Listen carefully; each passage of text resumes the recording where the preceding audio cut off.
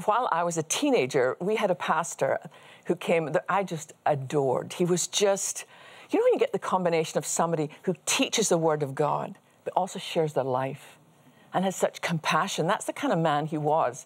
And I adored his wife. But she was not the typical Scottish Baptist church wife, pastor's wife, because in Scotland, if you're the pastor's wife, you're supposed to be able to play the piano.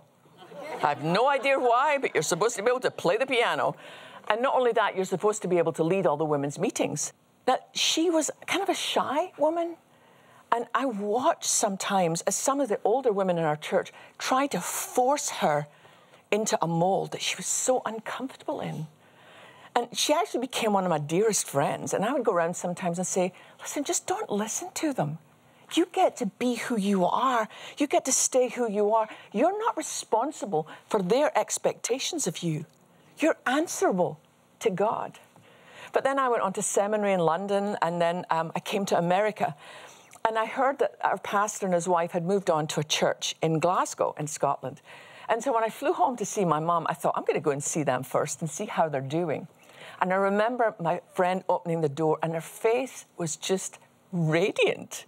And I was like, wow, you look great. And so I went in and we sat down and had a cup of tea, and I said, tell me, what's your life like? And she said, it's amazing, Sheila. I have found what God put me on this earth to do.